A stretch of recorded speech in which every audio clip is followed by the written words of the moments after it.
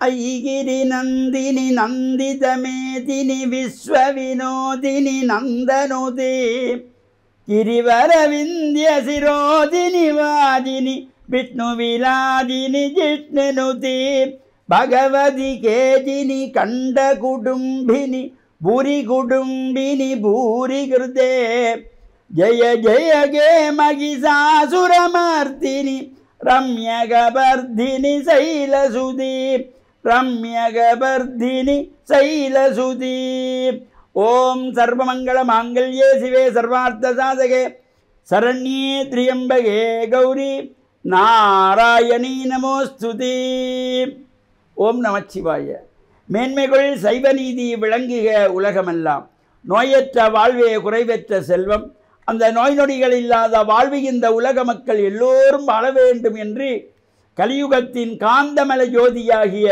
சபரிமலை சுவாமி ஐயப்பனுடைய திருவடிகளை சிறந்தாழ்த்தி டான் தமிழொலி ஓம் தொலைக்காட்சி நேயர்கள் அனைவருக்கும் சர்வதேச இந்து மத குறிப்பீடம் அகில இலங்கை சபரிமலை ஸ்ரீ சாஸ்தாபுரத்தின் சார்பில் இனிய வணக்கங்களும் நல்லாசிகளும். இன்றும் மங்களகரமான விஸ்வாவசு வருஷம் ஆவணி மாதம் 19ஆம் நாள் 4/9/2025 வியாழக்கிழமை இன்று மலர்ந்திருக்கின்ற இன்றைய பொழுதும் நம் எல்லோருடைய வாழ்விலும் எல்லா விதமான சிறப்புகளும் வெற்றிகளும் கிடைக்க பிரார்த்தித்து இஷ்ட தெய்வங்கள் குலதெய்வங்களை வழிபாடு செய்து பெற்றோர்கள் பெரியோர்கள் குருவானவர்கள் ஆசிரியர்களையும் வணங்கியவருடைய அன்பையும் ஆசையும் பெறுகின்ற பொழுது எந்த நாளுமே நமக்கு நல்ல நாளாக அமையக்கூடியது. இன்று குரு வாரம் என்று போற்றுகின்ற வியாழக்கிழமை. இந்த வியாழக்கிழமைகளிலே நாம் விரதமாயிருந்து ஆலயங்களில் சென்று பிரார்த்தனைகள் செய்து தட்சணாமூர்த்தியை மஞ்சள் மலர்களினாலே அர்ச்சனை வழிபாடுகள் செய்து அதேபோல் நவக்கிரகங்களுக்குள்ளே குபேர திசை என்று செல்வங்களை அள்ளி கொடுக்கின்ற திசையாகிய வடதிசை நோக்கி அமர்ந்திருக்கின்ற வியாழ பகவானுக்கு மஞ்சள் பட்டி சாத்தி மஞ்சள் மலர்களை அர்ச்சனை வழிபாடுகள் செய்கின்ற பொழுதிலும் எல்லா விதமான சிறப்புகளும் நன்மைகளும் கிடைக்கக்கூடியது. இன்றைய தினம் இலங்கை திருநாட்டின் புகழ்பூத்த சக்தி ஆலயங்களில் ஒன்றாக போற்றப்படுகின்ற தெல்லிப்பளை ஸ்ரீ துர்காதேவி தேவஸ்தானத்தினுடைய அம்பாளுடைய துர்க்கை அம்பியினுடைய ரதோற்சவம் தேர் திருவிழா சம்ஹார உற்சவங்களில் ஒன்றாக போற்றப்படுவது இந்த ரதோற்சவம். பல்லாயிரக்கணக்கான அடியவர்களெல்லாம் புடைசூழ அன்னை துர்காதேவியானவள் ரதத்திலே ஆரோகணித்து வலம் வந்து அடியவர்களுக்கு அருள்காட்சி கொடுக்கின்ற சிறப்போடு கூடியது இன்றைய தினத்திலே நடைபெற இருக்கின்றது. அதேபோல் பல்வேறு ஆலயங்களில் இந்த உற்சவங்கள் நடைபெற்று கொண்டிருக்கின்றன. செல்லச்சன்னதி முருகன் ஆலயத்திலே சன்னதியானுடைய இந்த உற்சவம் நடைபெற்று கொண்டிருக்கின்றது. ஆனைக்கோட்டையிலே யாழ்ப்பாணத்திலே சம்பந்த பிள்ளையார் என்று போற்றுகின்ற பரத விக்கின விநாயகர் ஆலயத்தினுடைய உற்சவம் நடைபெற்று கொண்டிருக்கின்றது. நாளை மறுநாள் சனிக்கிழமை தேர் திருவிழா, ஞாயிற்றுக்கிழமை தீர்த்தோற்சவம், இவ்வாறு சிறப்புகள். அதேபோல் மீன்பாடும் தேனாடு என்று போற்றுகின்ற மட்டக்களப்பு செங்கலடி என்கின்ற பதியிலே ரமேஷ்புரம் அருள்மிகு ஸ்ரீ சித்திரவேலாயுத சுவாமி ஆலயத்தினுடைய பாலாலய கும்பாபிஷேகம் என்கின்ற பாலஸ்தாபன வைபவம் 5ஆம் தேதி வெள்ளிக்கிழமை பின்னிரவு ஆரம்பமாகி 7ஆம் தேதி ஞாயிற்றுக்கிழமை பாலாலய கும்பாபிஷேகம் நடைபெற இருக்கின்றது.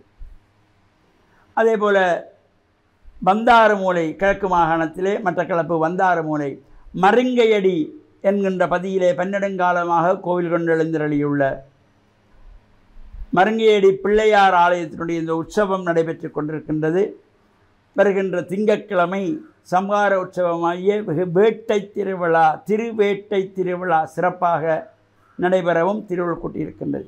இவ்வாறான இந்த உற்சவங்கள் பூஜைகள் அபிஷேகங்கள் நடைபெறுகின்ற ஆலயங்களிலே நாம் ஆசார சீலராக சென்று இறை பிரார்த்தனைகளிலே ஈடுபடுகின்ற பொழுது எல்லா விதமான துன்பங்களும் விலகி நோய் நொடியிலிருந்து விலகி இறை அருளினாலே நாம் சிறந்த முறையிலே நல்வாழ்வு வாழ்வதற்கு இறைவனுடைய அருளும் குருவருளும் இறையருளும் பூர்ணமாக கிடைத்து வாழ்வு உயர்வுகள் பெற்று பேரானந்த பெருவாழ்வு வாழ வேண்டும் என்று பிரார்த்தித்து டான் தமிழொலி ஓம் தொலைக்காட்சி நேயர்கள் அனைவருக்கும் சர்வதேச இந்து மத குறிப்பீட்டம் அகில இலங்கை சபரிமலை ஸ்ரீ சாஸ்தாவிடத்தின் சார்பில் நல்லாசிகளை கூறிக்கொள்வதில் மனமகிழ்வு கொள்கிறோம். சர்வே ஜனாக சுகினோ பவந்து சமஸ்த சன்மங்களானி சந்து. சுபம்.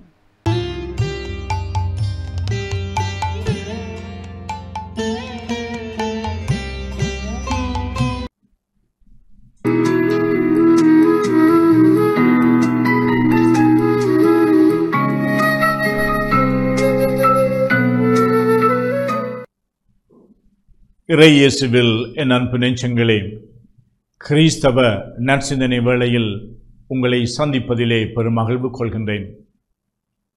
உணவு, உடை, உறைவிடம் மனிதனுடைய அடிப்படை தேவை என்று நாம் அறிவோம். ஆனால் இன்றைய சூழலிலே மனிதனாக வாழ்வதற்கு இந்த அடிப்படை தேவைகள் மட்டுமல்ல, ஏனைய பல தேவைகள் மனிதர்களுக்கு அவசியமாக இருக்கின்றது. இயேசு தம்முடைய போதனையை கேட்க திரளாக கூடி வந்த மக்கள் அவர்களுடைய தேவையை அறிந்து, குறிப்பாக அவர்கள் நெடுநேரமாக இயேசுவுடைய போதனைக்கு செவிமடுத்து கொண்டிருக்கின்றார்கள் என்பதனாலே அவர்கள் பசியோடு இருப்பார்கள். அவர்கள் எதையோ தேடுகின்றார்கள். அவர்கள் தங்களுடைய வாழ்வில் மன நிறைவுக்காக அலைந்து திரிகின்றார்கள் என்பதை உணர்ந்து கொள்ளுகின்ற இயேசு அவர்களுக்கு நெடுநேரமாக போதித்து தன்னுடைய போதனை மக்களுக்கு எவ்வளவு முக்கியமானதாக இருக்கின்றது என்பதை அவர் உணர்ந்து கொண்டார். அதனால் அந்த மக்களை பார்த்து, ஆயனில்லாத ஆடுகளைப் போல இந்த மக்கள் தனித்து வெறுமையிலே அவர்களுடைய துன்பங்களிலே வாடிக்கொண்டிருக்கின்றார்கள், எதையோ தேடுகின்றார்கள். அந்த தேடுதலைக்கு இயேசு செவிமடுத்தார். அவர்கள் மீது பரிவு கொண்டு அவர்கள் நீண்ட நேரமாக இந்த போதனைகளை கேட்பதினாலே அவர்களுடைய வாழ்வு வளம் பெறும் என்பதை அவர் எண்ணியவராக அவர்களுடைய பசியை உணர்ந்து அவர்களுக்கு அப்பங்களை பலுக பண்ணி கொடுக்கின்றார். தனித்து வனாந்தரத்திலே பாலைவனத்திலே இருந்த மக்கள் எப்படி அவர்களுக்கு ஏறக்குறைய 5000 பேருக்கு அதிகமாக இருந்த மக்களுக்கு எப்படி உணவு கொடுக்கலாம் என்று ஒருவர் சிந்திக்கின்ற ஐயப்படுகின்ற வேளையிலே இயேசு 5 அப்பங்களையும் 2 மீன்களையும் எடுத்து 5000 பேருக்கு அதிகமான மக்களுக்கு உணவளித்தார் என்று நற்செய்தி கூறுகின்றது. அது மட்டுமல்ல, அவர்கள் வயிறார உண்ட பின்பு மிகுதியானவற்றை 12 கூடைகளிலே சேர்த்தார்கள் என்றும் கூறப்படுகின்றது. இந்த பலுகி பெருகி அவர்களுக்கு உணவளித்து திருப்தி கொடுக்கக்கூடிய இறைவன் இவர் யார் என்று நிச்சயமாக மக்கள் கேட்டிருப்பார்கள். எங்களுடைய வாழ்விலே பல்வேறு தேவைகள், அத்தியாவசியமான தேவைகள், இன்னும் நாங்கள் வளமோடு வசதியோடு வாழ வேண்டும் என்ற தேவைகள், இவற்றின் மத்தியிலே எங்களுடைய வருவாயும் எங்களிடம் இருக்கின்ற சொத்தும் எங்களுடைய இருக்கின்ற வளமைகளும் ஆற்றல்களும் போதாமையாக இருக்கலாம்.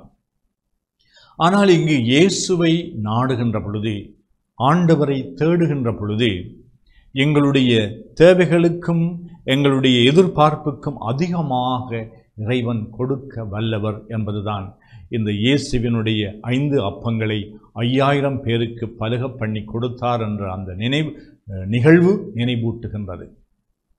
இறைவனிடம் தேடுகின்ற பொழுது, இறைவனை தேடுகின்ற பொழுது, இறைவனை நாடி செல்லுகின்ற பொழுது, இந்த இறைவனுடைய பாதத்திலே நாங்கள் எங்களுடைய வாழ்வை ஒப்படைக்கின்ற பொழுது எங்களுடைய அடிப்படை தேவைகள் மட்டுமல்ல, எங்களுடைய உள ரீதியான தேவைகளும் எங்களுடைய சமூக ரீதியான தேவைகளும், நாங்கள் மனிதர்களாக மிளிருவதற்கு தேவையான அனைத்து தேவைகளையும் இறைவன் பூர்த்தி செய்து எங்களுடைய உள்ளங்களிலே நிறைவை, மன திருப்தியை கொடுப்பார்.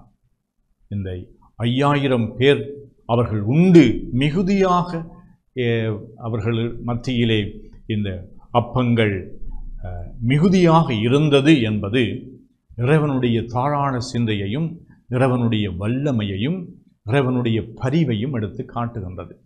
எனவே நாங்கள் ஆண்டவரை தேடுவோம்.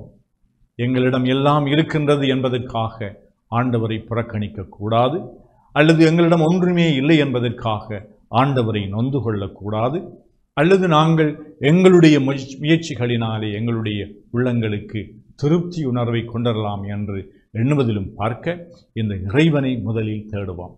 இந்த இறைவனுடைய போதனைக்கு செவிசாய்ப்போம். இந்த இறைவனுடைய மக்களாக நாங்கள் வாழுவோம்.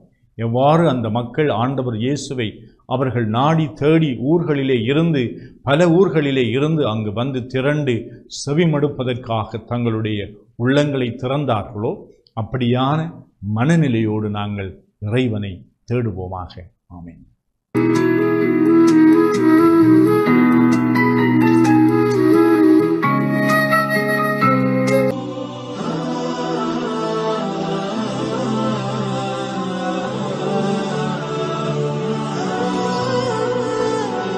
பிஸ்மில்லாஹிர் ரஹ்மானிர் ரஹீம்.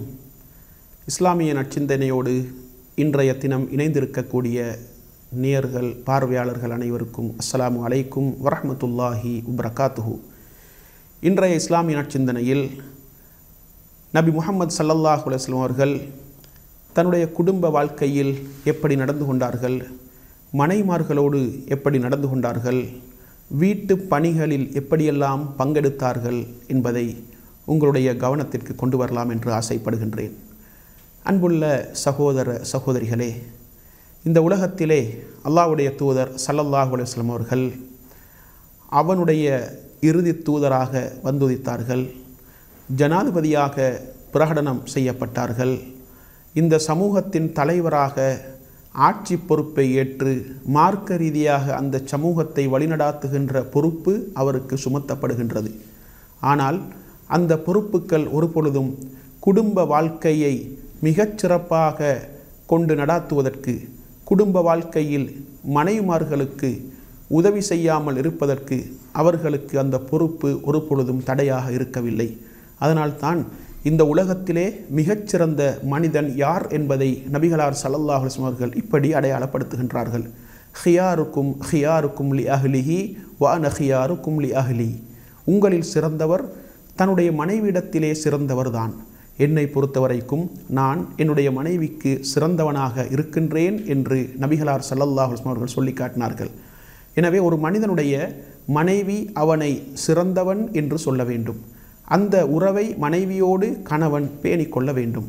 ரசூலுல்லாஹி ஸல்லல்லாஹு அலைஹி வஸல்லம் அவர்கள் அல்லாஹ்வுடைய தூதராக இருந்து கொண்டு மார்க்க பணிக்காக அவர்கள் தெரிவு செய்யப்படுகின்றார்கள். அல்லாஹ்வுடைய வஹியை, அல்லாஹ்வுடைய தெய்வீக கோட்பாடுகளை மனித சமூகத்திற்கு கற்றுக் கொடுக்கின்ற பொறுப்பு அவருக்கு சுமத்தப்பட்டாலும் கூட மனைவி மக்களோடு மிக அன்பாக நடந்து கொண்டார்கள் என்பதை நாங்கள் பார்க்கலாம். எந்த அளவுக்கென்றால் மனைவிமார்களுடைய உணர்வுகளை கூட புரிந்து கொள்வார்கள், மனைவிமார்களோடு அன்பாக நடந்து கொள்வார்கள், மனைவிமார்களோடு நளினமான முறையிலே நடந்து கொள்வார்கள். தன்னுடைய மனைவி ஆயிஷா ரதியல்லாஹு அன்ஹா அவர்களை பார்த்து சில பொழுதுகளில் அன்பாக ஆயிஷ் என்று அழைப்பார்கள். ஆயிஷா என்று சொல்லாமல் அதை சுருக்கி ஆயிஷ் என்று அழைப்பார்கள். சில சந்தர்ப்பங்களில் யா ஹுமைரா, சிவப்பியே என்று நபிகளார் ஸல்லல்லாஹு அலைஹி வஸல்லம் அவர்கள் அழைப்பார்கள். இன்னும் சில சந்தர்ப்பங்களில் யபுனத்த சித்தீக், சித்தீக்குடைய மகளே என்று அன்பாக தன்னுடைய மனைவியை நபிகளார் ஸல்லல்லாஹு அலைஹி வஸல்லம் அவர்கள் அழைப்பார்கள். என்றால் இந்த அளவுக்கு மனைவிமார்களோடு மிகவும் நளினமான முறையிலே, அன்பான முறையிலே, உணர்வுகளை புண்படுத்தாத முறையிலே நடந்து கொள்ள வேண்டும் என்பதில் நபிகளார் ஸல்லல்லாஹு அலைஹி வஸல்லம் அவர்கள் கவனம் செலுத்தினார்கள். எந்த அளவுக்கென்றால் வீட்டு வேலைகளில் கூட பங்கெடுத்தார்கள். வீட்டு வேலைகளில் நபி அவர்கள் மனைவிமார்களுக்கு உதவி செய்தார்கள். தன்னுடைய ஆடைகளை தைத்து கொள்வார்கள், தன்னுடைய பாதணிகளை கூட தைத்து கொள்வார்கள். தொழுகையுடைய நேரம் வந்துவிட்டால் தொழுகைக்கு சென்று விடுவார்கள் என்று ஆயிஷா ரதியல்லாஹு அன்ஹா அவர்கள் நபி அவர்களுடைய அந்த வீட்டு பணிகளை மிகச்சிறப்பாக எங்களுக்கு சொல்லி காட்டுகின்றார்கள். எனவே வீட்டு நிர்வாகத்தை கொண்டு நடாத்துவதில், வீட்டு நிர்வாகத்தின் பொறுப்பாளராக மனைவி இஸ்லாத்தின் மூலம் நியமிக்கப்பட்டிருந்தாலும் கூட அந்த பொறுப்பை அவளுக்கு செய்வதற்கு பக்கபலமாக கணவன் இருக்க வேண்டும் என்ற அந்த கோட்பாட்டை தான் நபி அவர்களுடைய வாழ்க்கை வரலாறு, நபிகளாருடைய குடும்ப வாழ்க்கை எங்களுக்கு தெளிவுபடுத்தி கொண்டிருக்கின்றது. எனவே மனைமார்களுக்கு உதவி செய்யக்கூடிய கணவன்மார்களாக ஆண்கள் இருக்க வேண்டும் என்பதற்கு நபிகளாருடைய வாழ்க்கை வரலாறு எங்களுக்கு மிக பெரும் சான்றாக இருக்கின்றது. எனவே இந்த உலகத்திலே நாங்கள் திருமணம் செய்து மனைவி மக்களை கவனிக்க வேண்டும், அவர்களோடு நல்ல உறவை நாங்கள் வைத்து கொள்ள வேண்டும், அவர்களுடைய தேவைகளை கண்டு தேடி நிறைவேற்ற வேண்டும், அவர்களுடைய விருப்பு வெறுப்புகளை நாங்கள் புரிந்து கொள்ள வேண்டும், அவர்களுடைய உணர்வுகளை நாங்கள் மதிக்க வேண்டும், அவர்களுடைய உள்ளம் புண்படுகின்ற வகையில் நாங்கள் பேசக்கூடாது, நடந்து கொள்ளக்கூடாது என்பதையெல்லாம் நபிகளார் ஸல்லல்லாஹு அலைஹி வஸல்லம் அவருடைய வாழ்க்கை வரலாறின் மூலம் நாங்கள் தெளிவாக புரிந்து கொள்ளலாம். எனவே இந்த உலகத்திலே மனைவி மக்களோடு மிகச்சிறந்த முறையிலே, நளினமான முறையிலே, அன்பான முறையிலே நடந்து கொண்ட ஒரு மிக பெரும் தலைவராகத்தான் நபிகளார் ஸல்லல்லாஹு அலைஹி வஸல்லம் அவர்கள் இந்த மண்ணிலே வாழ்ந்து காட்டினார்கள் என்பதை நாங்கள் புரிந்து கொள்ள வேண்டும். எனவே மனைவி மக்களோடு மிகவும் நளினமான முறையிலே நடந்து வீட்டு நிர்வாகத்திலே மனைவிக்கு ஒத்துழைக்கக்கூடிய கணவன்மார்களாக ஆண்கள் மாற வேண்டும். நபிகளாருடைய வாழ்க்கை வரலாறு எங்களுக்கு மிகப்பெரிய போதனைகளையும் அறிவுரைகளையும் முன்மாதிரி மிக்க நடத்தைகளையும் போதிக்கின்றது என்பதை தெளிவாக புரிந்து வீட்டு நிர்வாகத்திலே மனைவி மக்களோடு அன்பாகவும் கனிவாகவும் நடந்து கொள்வதற்கு அல்லாஹு தஆலா நம் அனைவருக்கும் துணை புரிவானாக. வாஹிர் தஅவானா அனில் ஹம்துலில்லாஹி ரப்பில் ஆலமீன்.